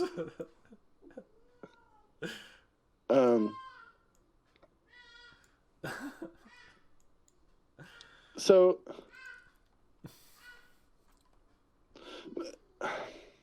what to you would make the 1619 Project more honest? Like, what would you say that needs to change? Is it the verbiage? Do you think it's the very premise? Like, what would you say needs to be more honest? Because the fact of the matter is, this country wouldn't exist without slavery. It wouldn't. It wouldn't have made it. I think that is incorrect. And I'm going to point to the Civil War. I'm going to point to pre-Civil War. The reason the Civil War was, bro, that was during the Industrial Revolution. Okay, go ahead. The reason I don't think that was necessarily the case was the economic stance of both the North and the South prior to the Civil War. Of course, the South had a slave economy, and the plantations and the cotton farms and the as she calls them, work camps or whatever verbiage she uses. You have to go back. Say that again. My computer. I was basically saying that the South was based on a slave economy. Would you agree? Yes. The plantations, the landowners. There was sparse population. The slave owners represented roughly the top 1 or 2% of the population of the South. The ultra wealthy, the 1%ers, as you would call them, those were the slaveholders. Those are the plantation owners. In the North, again, you mentioned, yes, the Industrial Revolution. The slave economy in the South had neutered the growth of the economy. So when it came to war, who had all the factories? Who had the population density? All the people were working and wanting to move to the areas where there was immense growth. And that, it was absolutely because of the industrial, the beginnings, the first fruition of the Industrial Revolution, right? And, to say that this country wouldn't exist without it, it wouldn't exist as it is.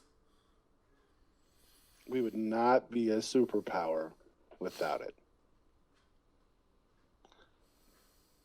Bro, okay, so here's why. You're going to have to explain that one to me. Okay. So when they came here, there was tobacco, there was cotton, and there was sugar. Sugar was in South America, right? The sugar trade was way, way, way, way, way worse. Well, it grew up much better in the West Indies. Yeah. Well, no, what I'm trying to say is the slaves in America. It was cheaper to keep the slaves alive in America than it was in South America where they grew the sugar. In South America where they grew sugar, about every 7 years they would basically slaughter everyone. Yeah. And get new slaves because it was less expensive that way. So there was never any consistency. Does that make sense? In South America where the slave trade was bigger. In America, they grew tobacco and they grew cotton. Those two cash crops are the reason that America exists. Without those two things, there wouldn't have been as much money pumped into America as there was. Like, they wouldn't have tried to colonize. They wouldn't have sent all the money, all the resources, all of those things to colonize the Americas without those two main products. In order to have those two main products, you had to have slavery. Right? The 1619 is when they were brought over here to start farming. Okay, potatoes were, I think found here. I think potatoes and tomatoes are both indigenous to America too. But farming was what initiated a lot of the colonization of America. So they had indentured servants. They all came over here to work the plantations. Mm-hmm. We would not have grown as an economy, and people would not have come here in the first place without working those cash crops, without the slaves to work those plantations. Are you putting indentured servants and slaves in the same category here? Yes. Okay. Because wage slavery is the same as slavery. Oh, yeah. I'm just making sure. But my point is without, sure, for a while. Without those things, America wouldn't exist as it is today. So without slavery, America doesn't exist as it is today. America is a superpower because of slavery.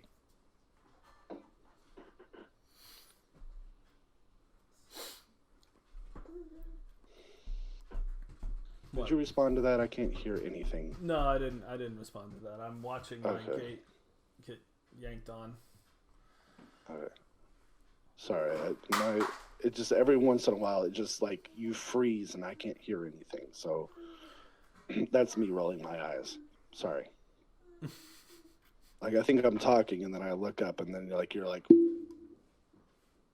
you're stuck there. That's not the face you're making. I'm just saying like.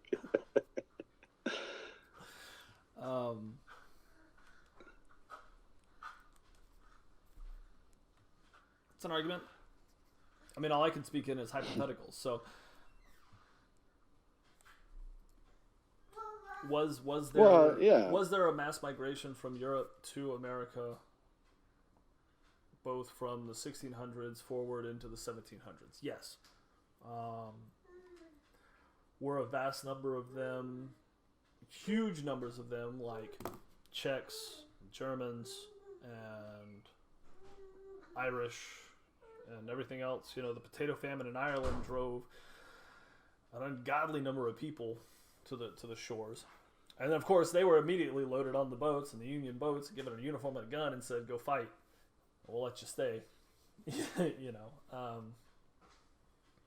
So, yeah. Okay. I don't necessarily disagree. The economics of it were such that, yeah, like if all I got to do is feed people, then it's cheaper than paying them. Yeah. It is terrible. I think we all agree on that. Nobody says like, "Hey, yeah, this is great." So this American Institute for Economic Research did a fact check. And so it says Matthew Desmond's 1619 project contribution has been at the center of the firestorm since the day it was published. The resulting thesis is overtly ideological and overtly anti-capitalist, seeking to enlist slavery as an explanatory mechanism for a long list of grievances he has against the Republican Party's position on healthcare, taxation, and labor regulation in the present day. So they're saying that his posit says that the slavery and the economic growth in the 19th century infused its brutality into American capitalism today. There's direct connections between slavery and modern corporate practices. They failed to establish any empirical veracity or reliability of these claims and are seriously challenged by other historians.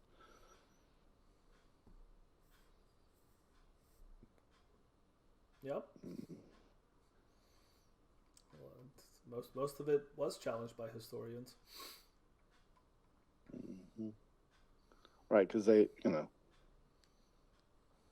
just depends on the historian, I guess. I don't know. I can draw that conclusion. I mean, I understand that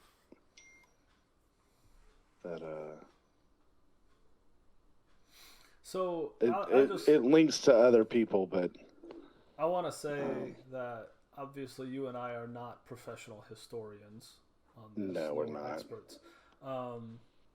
What I would not. point out is that the project as a whole, definitely not. Yeah, but it is. It's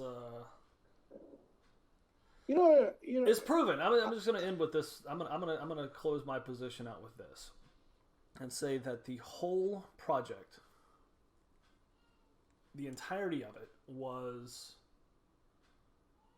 a shot at Donald Trump. The whole thing. And I'm going to say that based upon the leaked memo that Slate reported on, with quotes from the editors and writers and creators of the project itself. The whole thing is based and created for the purpose of creating political propaganda to draw direct lines between slavery of yesteryear to Donald Trump. Yeah, that's what that thing I just read said. Yeah. And I think that's modern, because of the leaked memo and what they were saying within their meetings. I believe that to be the truth. So you're interpreting a memo or notes to mean one thing when I think it's because they say, so I know we're trying to draw the parallels to Donald Trump in the meeting because they said it explicitly. Yeah, I kind of interpret it that way. Mm-hmm. I know, right? I mean, how dare I interpret their explicit words? How dare you?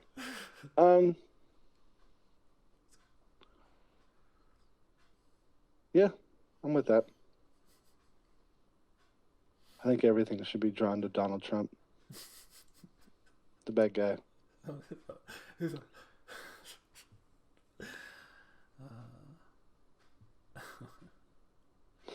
I really liked when they went out. It was I think it was the guy Flecka's Talks or whatever. He would go out there and tell people like, "Hey, he's not that bad, right? He's not that bad. He's bad, but he's not that bad." He would tell him like a position. He'd be like, "So did you hear about Bernie doing blah, blah, blah, blah, blah?" And they were like, "Oh yeah, no, I think that's great." And it was like, "What if I told you Donald Trump did that?" And they'd be like, "Oh well," and he's like, "So he's not that bad." Not that bad. Okay, yeah. Yeah, like I said, some of the things where he like pushed back were okay. I don't like some of the fascistic things that he did and said. But it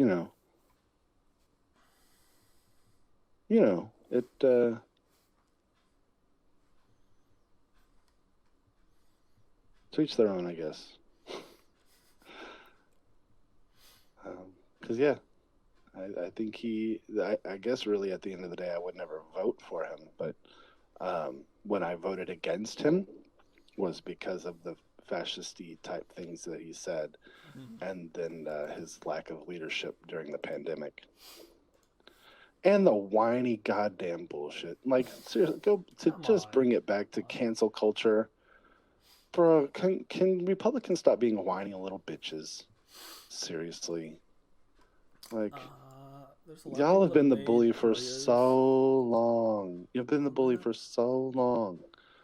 And now, like, a little bit of pushback, and you're just just crumbling. Like, fucking crybaby bitches.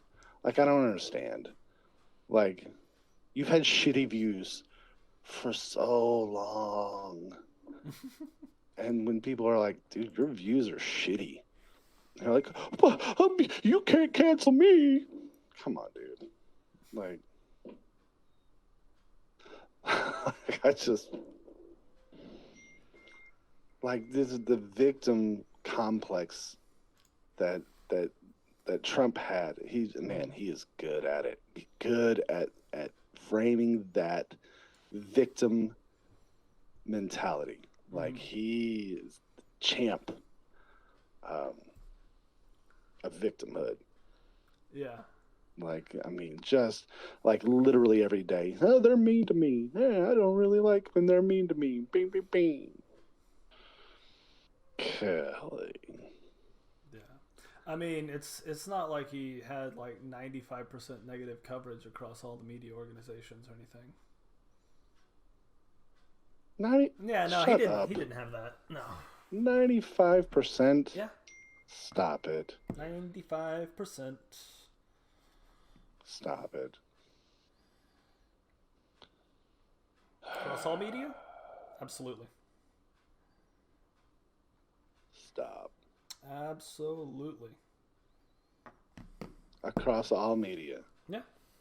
So, what does that entail? Like, what's all media? Print and broadcast. Print and broadcast. Does that include Fox News in that? Yeah. Fox News was pretty much all positive. Yeah, so there's your 5%. Fox News is 5% of all media. Fox News' market share is 5%. No, existing media. Of course not. And broadcast media. That's why you said it yourself. There's such a huge market for this cancel culture idea on people on the right. That's why that one guy, terrible video I sent you. McDonald, that guy. Oh God. Tom McDonald. That's why he has a following. It's true. It's true. Like you said it yourself. Like, oh shit, there's a market for this. He's found his niche. You're right. That's valid.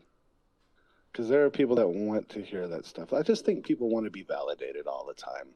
Like, people want to live in the echo chamber. No, well, I mean, yes, some people want to live in the echo chamber, both left and right, and everyone seeks validation. That is human condition. I'll admit that I get annoyed just reading Jack Posobiec's tweets. I just like this motherfucker. I think it's Posobiec. Actually, no, I think I do know. I've heard somebody else reference him, and that's how they said Posobiec.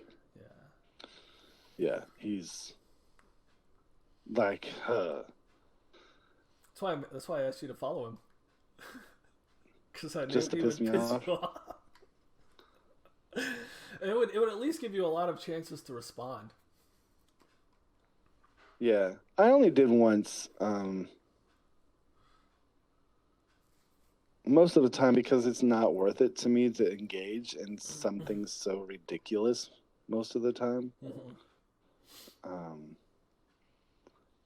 But then I just like I read the comments and I like want to just bang my head against the wall because everybody's like, yeah. Yeah, you tell him that.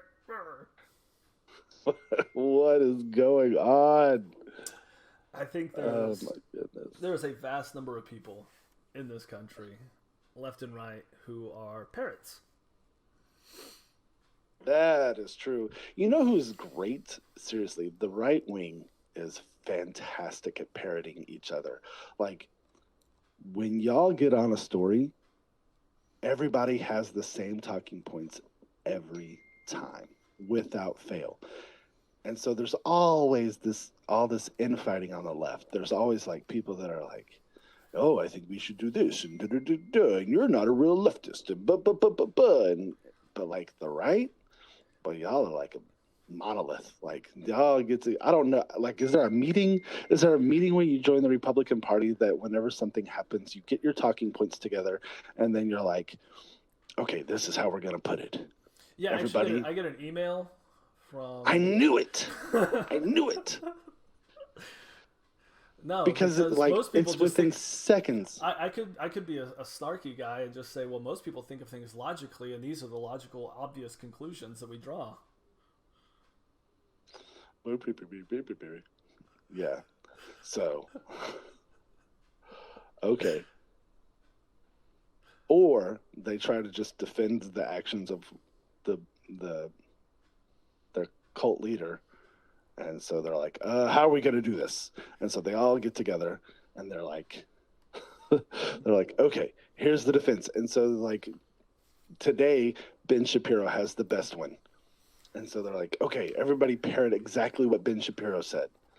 Today is Sean Hannity. Everybody say exactly what Sean Hannity said.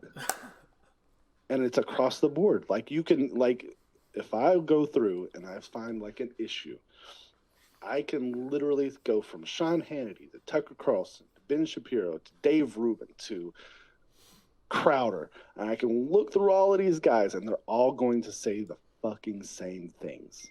It is crazy. Speaking of crazy, this is going to drive me nuts.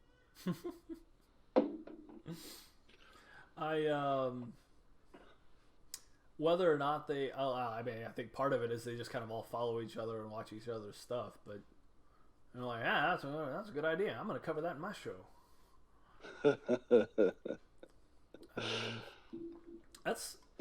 That seems to be the most logical explanation. Yeah, I didn't think it was really a meeting. Yeah, there's not a meeting or an email or anything. Like, I'm not involved. I can tell you that.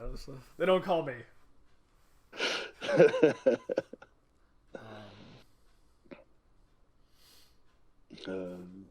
But even with those guys, yeah. I mean, like you know, I don't have TV, I don't have cable television, so it's like anything from at least Hannity and Carlson, I'm not watching. Tucker Carlson has some good takes every once in a while. Yeah, that's a very unpopular thing to say on the left. But every once in a while, I don't hate Tucker Carlson. I will say, I think he had after Jon Stewart clowned on him so hard at Crossfire. I think it was Crossfire. Was that a show? He had the little bow tie, and they brought Jon Stewart on so that he could fuss him. And Stewart just clowned on him. Shellacked him. Yeah, and he just took it. And he has...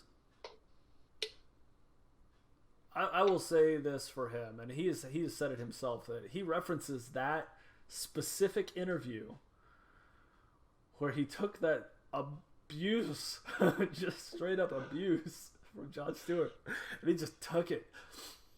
But he also took it as a lesson to be like, you know what? I am never showing up underprepared ever again.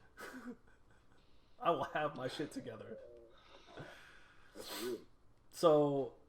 I mean, kudos for that end, right? I mean, you take your licks, and he's like, you know what? All right.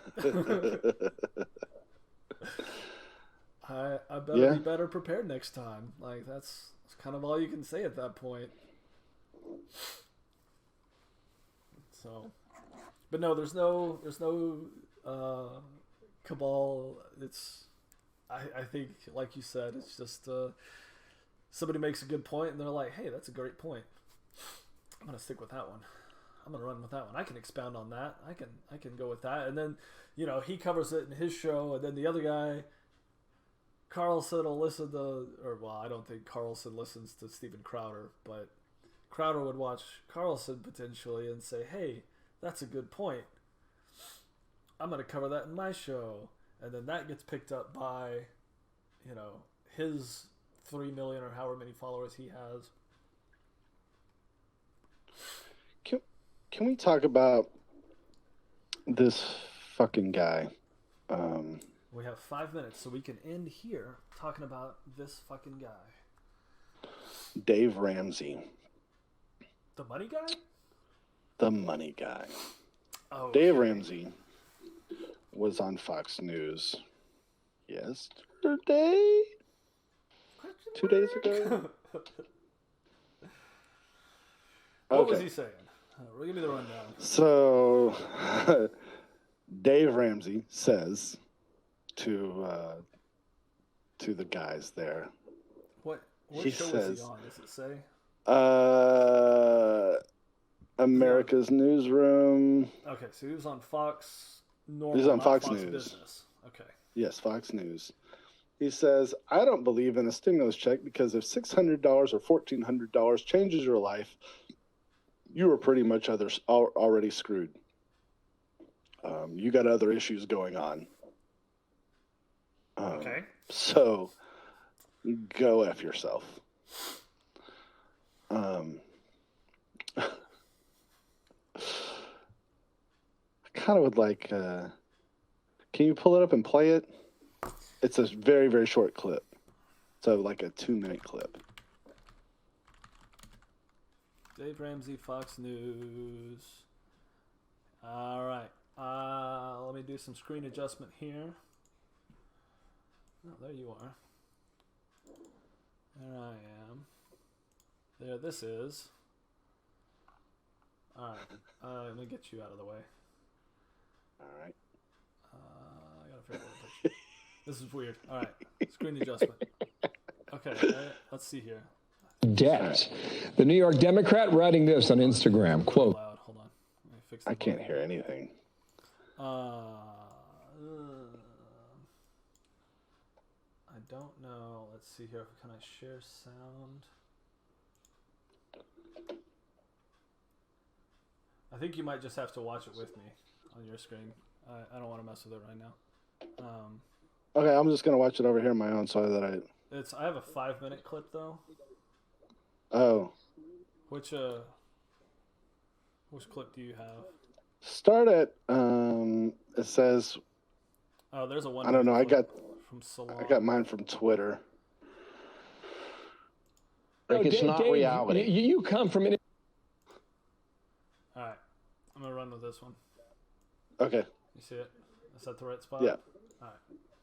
Interesting perspective. You talk to Americans across the country every day on your radio program. Yeah. What do you believe is the right number or the right answer for the next stimulus check? Well, I don't believe in a stimulus check because if $600 or $1,400 changes your life, you were pretty much screwed already. You got other issues going on. You have a career problem, you have a debt problem, you have a relationship problem, you have a mental health problem. Something else is going on if $600 changes your life. And that's not talking down to folks. I've been bankrupt. I've been broke. And I work with people every day who are hurting. I love people. I want people to be lifted up. But this is, again, it is just political rhetoric, and it's just throwing dollars out there. It's peeing on a forest fire. It's absolutely ridiculous. And I imagine that does not. All right, so we are. So I have no idea where. Peeing on a forest fire. That's what he said. So there's a moment before, and I couldn't hear what you were playing there for whatever reason.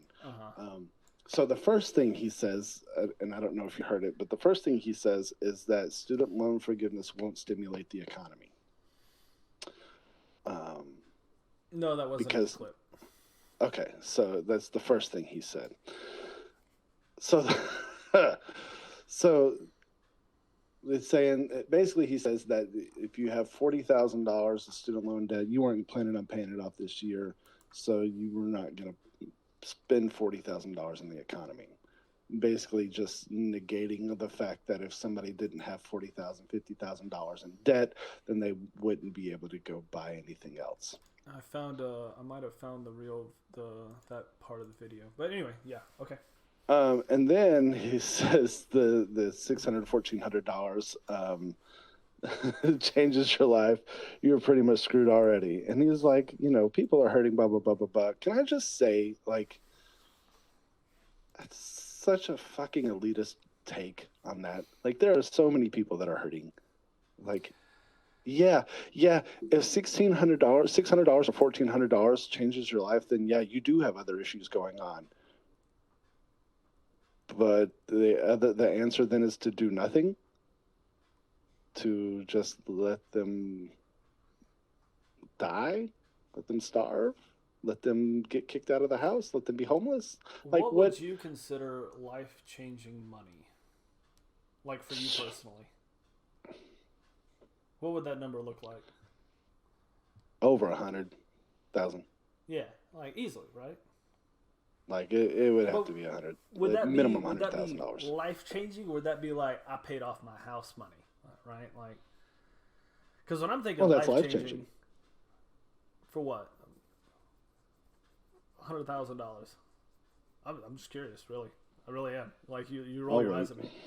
What would you do? I'm not rolling my eyes at you. I'm rolling my eyes at my computer. So I heard when I think of life-changing money. Oh, I was thinking when I think of life-changing money, I'm thinking like $10 million. Something that would fundamentally change the way that I live my life. If I didn't have a house payment, that would fundamentally change the way I live my life. Yeah, but you would still live where you are, go to work like you do. Like that, to me, I don't consider that would be life-changing. Like if I had $10 million, I'd be like, man, I'm going to sell this house. I'm going to move to Dallas. I'm going to find something different to do. We're going to do this full time. I'm going to be doing whatever the hell I want. Like, that to me is life-changing money right there. That's true. All right. That's true. That's what I like to call, instead of life-changing money, that's what I call fuck you money. Yeah. That to me is life-changing money because it changes the way that I live my daily life, right? So I think in one respect, if I take that consideration, and that's how I think about it, it's like winning the lottery, man. It would change my whole life, right? And I maybe I'm being generous. Maybe I'm being way too generous on this. But if he's saying that $600 or $1,400 is that kind of money to you as an individual, then there's something else going on. You are completely then that's not what life changing means to him. Then, like, life changing means like $600, $1,400 means you can get by for another month. You can get by for another couple days. You can get by. You can pay off maybe a bill. Yeah, maybe. But like I said, the way I consider life-changing money is what you call fuck you money, right? Where you look at a problem and you go, fuck you, here's money, right? that's what that means, right? So it's yeah, I'm being arrested, money, like. Yeah, that's life-changing money. But I mean, for me, like, honestly, like, you're right. If I had $100,000, I would pay off the house. I wouldn't change my job. I mean, I would, but the financial security that would give me, to have $100,000 sitting in the bank, whether I paid the house off or not, that would be life-changing. To have that type of financial security, there are too many people that don't have that. I mean, we're okay, but I don't have $100,000 sitting in the bank. Okay, like, I mean, so I mean that honestly to me would be. You might have that much accrued in your like government retirement pension. Whatever, like you might have that much accrued right now in the years that you've worked. Well, the funny thing is like I got 10 years. Right? I got 10 years in Social Security, and I'll be able to retire on TRS as well. So I'll I should be able to draw on both. So I should be okay. Yeah. So. But yeah, I can't touch that. Yeah, you can't touch that. So that's... TRS is taking like, yeah, I probably do have $100,000 in TRS at least. Like you got at least that much. They're taking like 10 a year. Yeah. Something like that. They're taking a lot of money. Yeah. So, granted, there's individuals who don't have that, but like I said, from my definition of life-changing money, I don't necessarily disagree with this statement. Do I think that he's wrong that we shouldn't send the checks out? Yeah, like we should send the money out for. I mean, shit, I'll take the money, right? I think we should have been doing it though. Like, and I told you what I thought that the original idea should have been, where they should have went through the employer and just paid everybody's wages. Mm-hmm. You know what I mean? Like everybody that lost their job, and then I mean, I wouldn't get a check then because I never lost my job, but. But I think that would have alleviated a lot of the problems. Well, that was the intention of the PPP, right? That was the whole intention of the PPP, was to give the money to businesses to protect the payroll. It was literally the payroll protection plan. But what happened to that? Well, you gave money to rich people.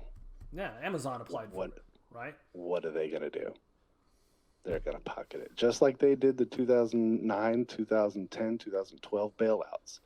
They pocketed the money and fucked over their employees. I don't disagree with you. So, literally that's what was done. Just stating facts. But that's what I'm sorry. It should have gone through payroll. Like it should have gone through the IRS, through the payroll, into the people's accounts. That's what I think should have happened. And it should have been stipulated that this is what this is for. So then only people who are working would get money. Correct. Only people that had jobs that lost jobs. Okay. The people that lost their jobs because of the pandemic, the ones that had to get sent home. Forced shutdowns and everything else, yeah. Correct. Yeah. Correct. So it should have gone through those jobs, the ones, and so those, maybe some of those businesses could keep their doors open if they had to shut down. So would the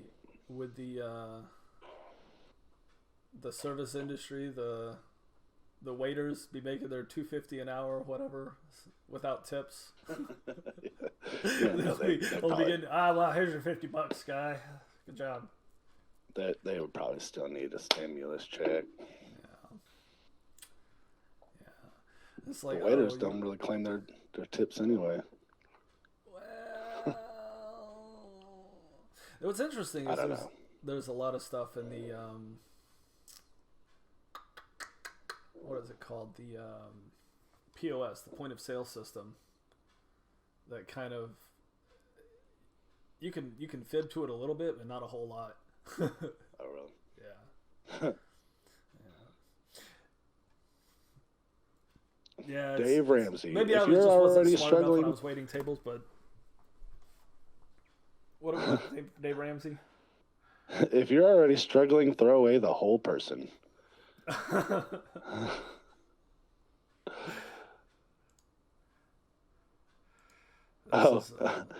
Also, he declared bankruptcy. Dave Ramsey did, and had his debt swiped away. But we definitely shouldn't be able to remove any student loan debt. Donald Trump Ramsey declared has bankruptcy. A net worth approaching $500 million. He declared bankruptcy? Not recently. Oh, okay. I was like, so wait a minute. These two things don't match up. No, not recently. But beforehand, before the clip you showed there, he was saying that people definitely shouldn't have they definitely should not cancel student loan debt because you signed a contract. And it's like any rich person that's ever declared bankruptcy to get out of paying back loans, aka Donald Trump 6 times, that rule doesn't apply to them, but it does apply to the poor people that took out student loans.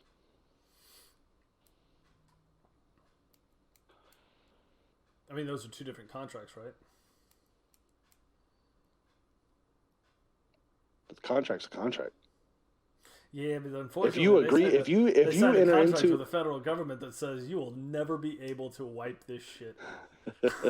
if you agree to pay someone a thing and then just decide that you can't, you absolutely can do that, right? You can file for bankruptcy. I'm not familiar with the bankruptcy rules. I will take your word for it, though. How about that? Okay, so that's essentially what happens. You file for Chapter 13, especially as a business, and you accrue all this debt, and then you're basically like, oh, I can't pay for this. Me. And then they just like, oh, okay, you're right. Gone. And then you pocket whatever cash you have, and you don't have to pay it anymore. Yeah, I mean, Dave Ramsey probably shouldn't have sold those stocks short. He probably shouldn't have shorted Microsoft back in the early 80s. Is that what happened? I have no idea. I'm just making shit up. It sounded good, though. But I was believing you. I was like, oh, I don't believe in Dave Ramsey conferences, because if a conference that costs $10,000 to attend changes your life, you're pretty much screwed already. So I typed in Dave Ramsey into Twitter, and that was like the top comments. If you need money, you shouldn't have money, Dave Ramsey. If you need money, you should give me your money. $10,000 for a conference? God damn. I don't know if it's $10,000. That's Twitter. But those. I actually want to know. Those. I had a boss that like really believed in the Dave Ramsey envelope program. Yeah.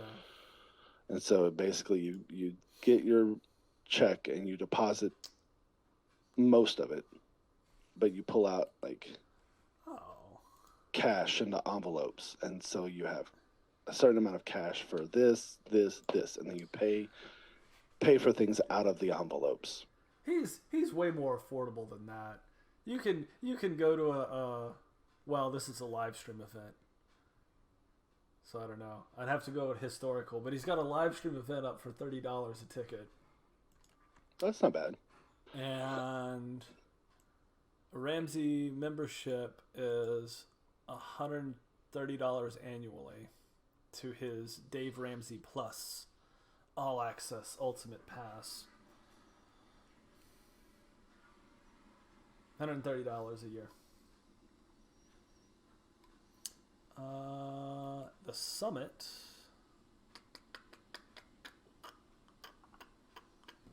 He calls it a summit, not a conference. Let me look that up.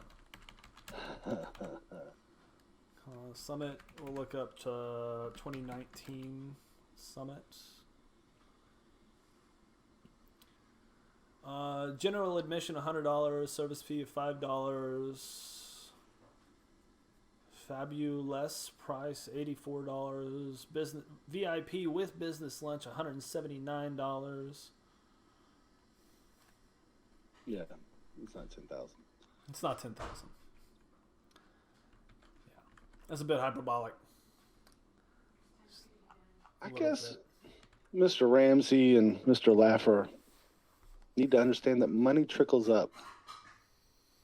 Money trickles up.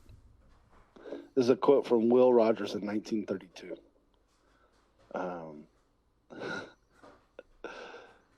Give it to the people at the bottom, and the people at the top will have it before nightfall. But it will have at least passed through the hands of the poor fellas. Velocity of money. All right, buddy. Same thing.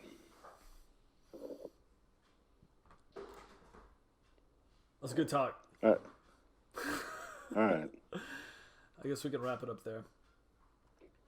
Very well then. Later, bud. Bye.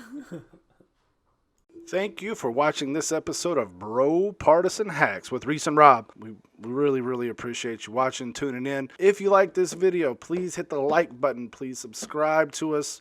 We're putting out content as often as we can. Share it with your friends. Get it out there. Get our names out there. Also, hit that bell, tap that bell right there so that you can get updated when we put out a new video. Rob and I are trying to pump these videos out as often as we can. However, we both have day jobs, we have families, so our schedules have to line up so that we can make a new video.